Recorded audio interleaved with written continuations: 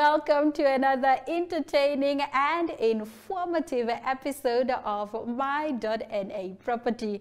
I am your host, My.na. Today we talk real estate and we also bring you your favorite segments, DIY, brick and mortar, and so much more.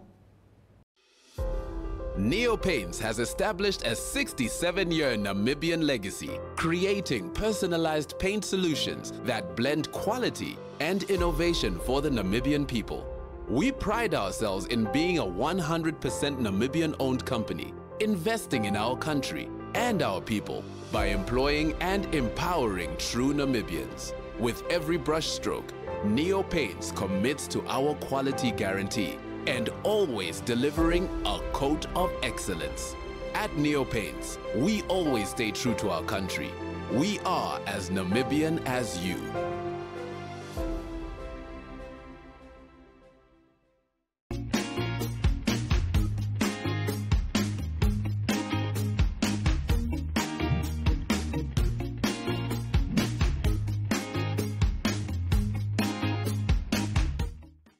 In our news today, we start with assisting Namibians to own the properties of their dreams.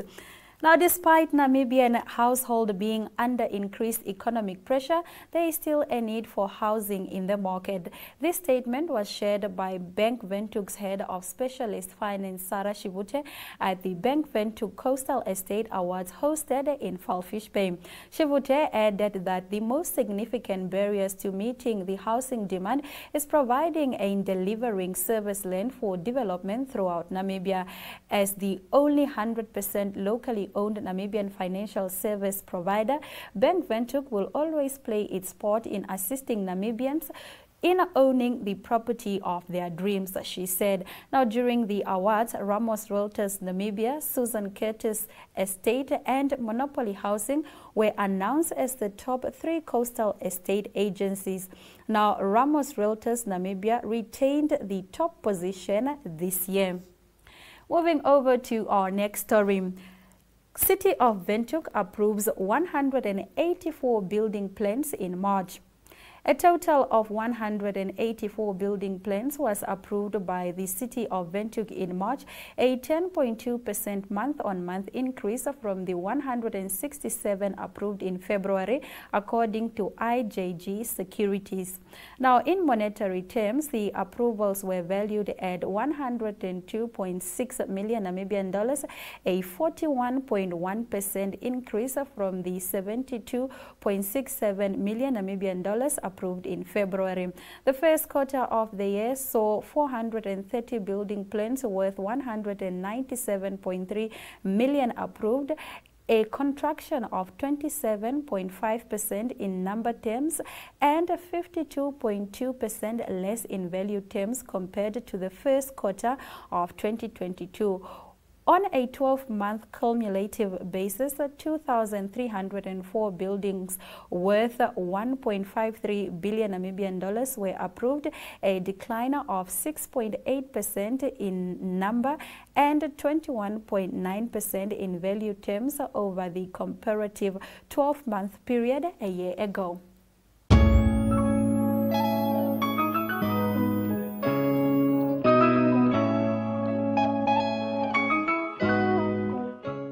You are still watching your favorite show, My.na Properties. Now joining us in studio is Miss Imgad Hamayulu, and I'm so excited to be having this conversation with her because she knows so much about properties. Hey, how are you? Good, good. How are you? I am fantastic. Tell us about yourself and your professional career. Okay, so my name is Imgad Hamayulu. I'm a property practitioner / estate agent. I've actually studied property depth and I'm still busy studying. So I've studied property studies at the University of Science and Technology here in Windhoek. And I'm currently also furthering my study at Wits University, Property Management. I'm doing my master's in Property Management and Development at Wits University. And I have around 8 years experience currently in the market. And yes, I've worked for several companies and banks, construction companies, so forth. All right, you are definitely our land colleague. You have so much education, and I'm so excited to have this conversation with you, not only from, from an academic perspective, but also from, an industry's perspective. Now, tell us, do you work with both buyers and sellers, or one or the other? So at the moment, I'm currently working with both buyers and sellers, because sometimes you get sellers that are doing both. They are both buyers and they're both sellers. So you get a seller that wants to buy and also want to sell the current property that they are in. So to answer your question, yes, I do work with both sellers and buyers. All right, say now I'm looking for a property. Let's say I am looking for a loft. I just got this amazing job. Now I want to live rich and young like the other girls are doing, right? What should I be on the lookout for when it comes to property? What is that one thing that I need to, tick off first on my checklist when looking for a property? Okay, so first thing I always tell my clients, especially first-time buyers, is when you're buying a property, this is a long-term investment. I mean, it's something that you will likely plan on paying for the next 20 years of your life. So I always tell clients, my clients, that firstly, you need to look at the location and your affordability. Are you really able to afford this property, or it's just peer pressure? And secondly, why are you buying? Is it because you're tired of renting, or is it because you just want something for yourself? Yeah. So there's actually a lot of things that you need to be on a lookout for. Location, where you're buying, and how long do you plan on staying in the specific properties. So you need to do your market research very well. All right, please explain to us, the buying and selling process of, buying a home. Like you said, I need to, do market research, but could you stretch that process of how one can go about acquiring a home? Okay, so acquiring a home is one of the most, from the buyer side, is actually one of the very smooth processes. Okay. So firstly is there are different people that are involved in the transaction. You have now your estate agent, the lenders, the conveyancers, and inspectors and valuers. So firstly, what you need to do is, when you start buying or when you plan on purchasing a property, is you need to approach your banker if you plan on searching for finance. You need to approach your banker, whereby they look at your affordability. So when they are looking at your affordability, they look at your expenses and they look at your income. Are you really able to afford it? So after that, they give you a letter that is called a pre-approval. So that pre-approval gives you an estimate amount of how much you are able to pay to buy a property for. So after that, then you go in the market, you have your pre-approval. Majority of estate agents, if not all, they all ask for a letter that is called a pre-approval. That is literally your passport to house hunting. So after you get your pre-approval, you start with the searching process. And then after you find something that you buy, you sign something that's called an offer to purchase. That offer to purchase is signed by both buyers and by both sellers. So after you sign that document, then it's taken to the bank. So the bank then does the final pre-approval. That obviously after they give you the other pre-approval, if you don't take out any loans or anything like that, and then they give you a final pre-approval. If they give you a final pre-approval, they send out a valuer. A valuer is somebody now that go do an inspection on behalf of the bank to really make sure that the property that you are buying, is it really in accordance with the bank requirements? Because there are certain properties that the banks refuse to give financing for. So after that, and then if they are happy and the amount that you sign for and what you're buying for and what they are giving you is in accordance, and then they send it to the conveyancers. Conveyancers are the lawyers now that are entrusted to do the transfer from the seller to the new purchaser, which is you. So after that, they go to the deeds office and they do a deed search, something that is called a deed search, to indeed confirm that the person that is selling the house is really the rightful owner of the property, and that this property can actually be transferred under your name, because there are some properties that cannot be transferred. There is probably a condition on that specific property that the property cannot be transferred. So after that, the conveyancers then request cost from you, which is called the transfer fees that you need to pay to the lawyer's account. Then the lawyers then pays it to Ministry of Revenue, which is NAMRA now. And then after they issue receipts, which are called stamp duty and transfer duties. So while that is happening, the seller then also needs to apply for a compliance certificate that is applied to the municipal council. The municipal council also needs to go out and verify that is this house that is being sold in accordance to the plans that have been submitted, and is it really in a position for it to be transferred. After that, they issue a letter that is called a compliance certificate that is then sent to the lawyers. And then after that, the lawyers then request for a clearance certificate from the municipality that how much debt is on this property, so that when transfer takes place, the seller needs to settle all these costs. So literally, when you get the property under your name, there is no costs that are left on this property. It's always on zero balance. I see majority of the people are always scared. Now, what will happen to the costs that are on this house? Maybe there's a high water bill. There's what the lawyers always make sure that this property is on zero balance when you transfer to the property. So after that, the property then transfers under your name, and then you take ownership. And I am a home owner. And you're officially a home owner. All right. So, apart from your website, how else can people get in touch with you? Okay, so people can contact me on my personal mobile number, which is 081-3708-046. Or they can search me up on Instagram, which is Lesheni the Realtor, Elham Properties. Or they can find me on Facebook, Elham Properties, Twitter, Lesheni the Realtor. And alternatively, you can also follow our most famous website, which is www.elhamprop.com.na. Alrighty, I'm definitely gonna follow you, and thank you so much for coming to our show and you digesting this information about properties. I learned so much about, acquiring a home, information that I wouldn't have necessarily known if I had not met you. So thank you very much. You're welcome, and I'm looking forward to meeting each and every single person that is in the process of house hunting. Alrighty, there you have it. If you're looking for a home, you know who to call, Elham Properties. We'll be right back shortly.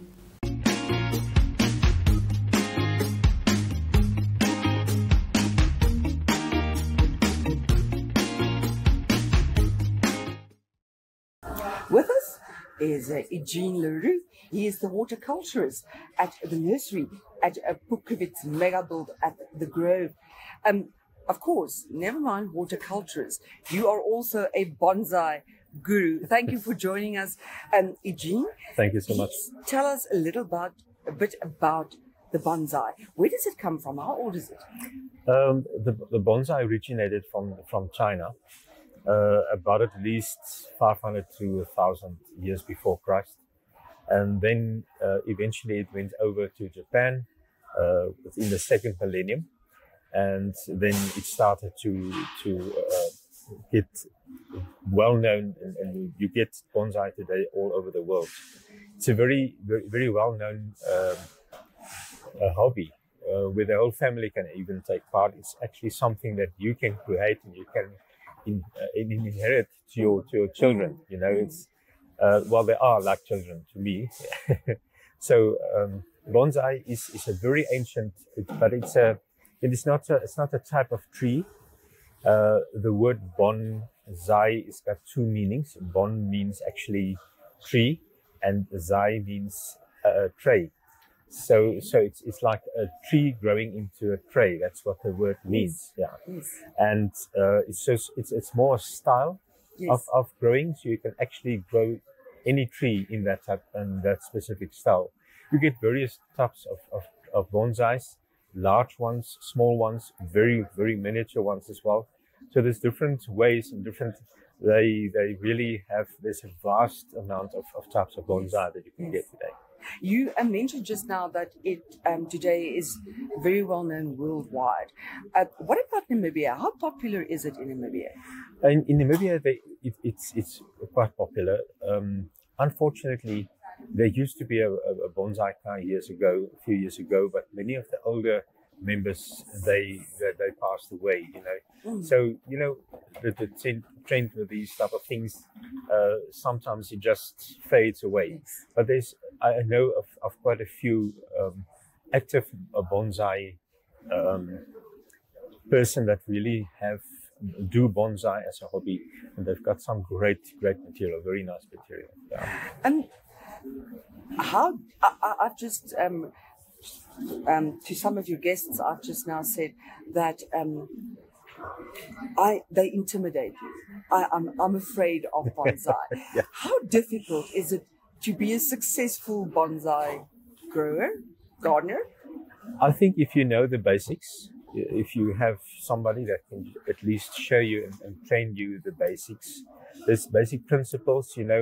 When you go to certain countries, they work with certain material, like certain trees that they grow well there. Just for instance, I would not be able to work on the same type of trees in Windhoek that I would go and work at the coast, for instance. Okay. Because the conditions climatic conditions is different. So as well is with different countries in the world. So even in Japan and China, where this originated from, you can just imagine the type of trees that they can work there with a climate that allows them. So I would say it's very easy. It's very simple. The main thing, because we have quite dry, low humidity conditions here in Namibia, so we can't use a small tray, as such, or a pot. Okay. Yes, The container must be a little bigger. The soil mix should also have to differ slightly. Must be able to contain more water, than normally in a more moist condition. But so there's basic principles, and then also there's different styles and that. But we have Namibian trees with our own styles. You can't really enforce all these different Japanese or Chinese styles into Namibian trees. So we try to create our own type of style. There is very clear guidelines, but we in Namibia do have our own styles of bonsai. How terribly interesting! It's fascinating. At Pukwit's Megabult, in your nursery, what types of bonsais do you have? When I go to do procure material for when I go, normally I don't really go to buy bonsai material. When I go into one of the greatest nurseries that I buy from in Vredendal in the Northern Cape, I will look at certain plants or trees or shrubs even that has got the potential and that I know will be able to make, and also with a focus on like a beginner, to make it easy for a beginner. When you start with a tree that's going to take very long, you will lose interest very fast, because it's so if I normally buy trees that I know that the beginner bonsai will be able to start off and have a fairly good example of a bonsai in a short period of time. So I look at that point, and then I will go and select by hand, take out bonsais, and the guy that I buy from now, he knows now, so he makes sure that he's got some bonsai material that he prepares for me to a certain extent, and then I can go and select from that out. But normally it is like ficus trees, buxus, which is very easy. Some of the rus or the cercias, vitellias or the acacias. So there's quite a big variety of trees that one can use.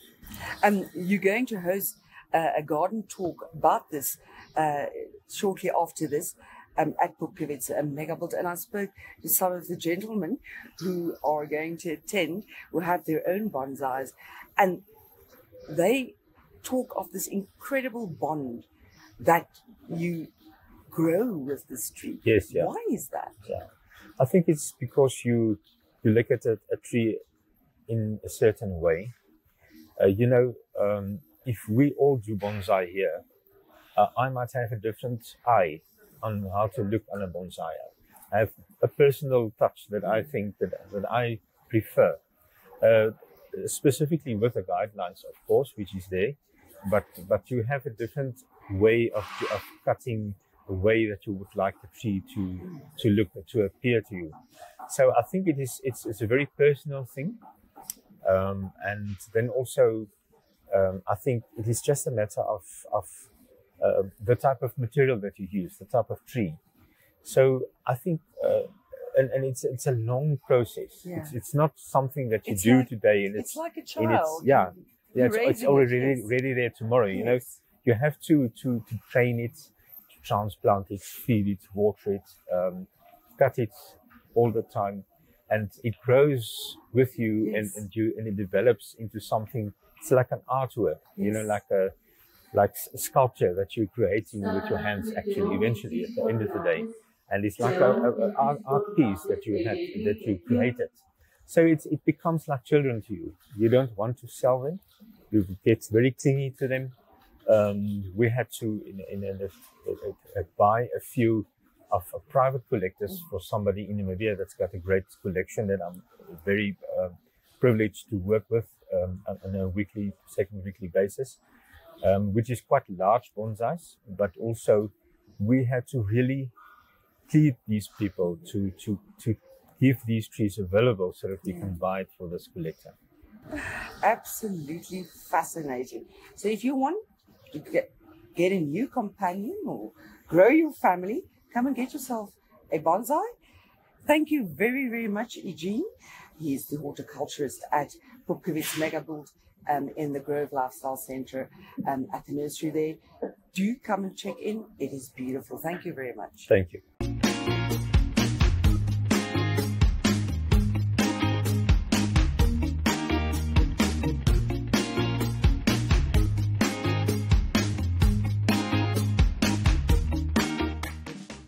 Good day, and once again a warm welcome to Risa Dreyer from the law firm Wederkautanu Weka. She's a conveyancer there. And how are you, Risa? I'm doing great. It's good to be here. Good to see you again. Okay, the topic that I want to touch on today is, do you need a lawyer to buy a house? Oh, yes. It's a short and sweet answer. You definitely need a lawyer. From our point of view, obviously, otherwise I would put us out of business today. But I think some people are under the impression that you don't need a lawyer to do the transfer for you. You can do it yourself. There's a lot of institutions that can do, say, for example, a sale of members' interest for you, or like a financial institution, it's an easy transfer from members' interest in the CC from one person to another. So, but the long and the short is that there's a lot of processes that needs to be followed when transferring a property. There are bonds that needs to be cancelled. There's new bonds to be registered. We take care of the process to ensure that municipal accounts are cleared, that rates and taxes aren't outstanding, and we run the risk actually to carry responsibility of issuing letters of undertakings to different financial institutions, make sure that the bank who's now cancelling their bond are being paid on date of registration. We're ensuring that this process runs along with the transfer of members' interest, for example, so that the members' interest aren't transferred and then you sit with the bond still in place, or some people didn't get paid, or estate agents didn't get their money. So we take control of the complete process, and all you do is sign your documents, and you don't need to stress about everybody getting their money, and the process being followed in the deeds office and in the BIPA's offices at the municipality of Windhoek. There's a lot of issues that might arise, which we make sure that everything is on board. For example, a compliance certificate and good standing with the receiver of revenue. So it's definitely advisable. We will take good care of every client that walks into our office, whether it's a small transfer or whether it's a 10 million sale. Yes. Because it's the same thing. The whole process needs to be followed to the T for every single transfer. So, and we do that all the time, and we strongly advise that you rather make use of the services and be sure that once you get your property registered or sold, then you don't need to stress about all these things, and know that everything is sorted out at the end of the day. You won't have afterwards compliance issues or anything like that. So yes, most definitely do choose a lawyer, do choose our firm. Definitely, because I know for first time buyers it can be daunting, It like can be you very said last daunting, week. yes. Yes. And where's the deeds office situated? It is situated in Robert Mugabe, just a small, like a bit close to Windhoek High School. So it's just up Robert Mugabe on your left-hand side. The deeds office is situated, yes. Okay. It's quite an old building. It's next to Ministry of Lands and Resettlement, yes. Okay, so there you have it. Risa, thank you so much. You're welcome, for this Debbie. week's contribution. Welcome. See you next week. See you next week.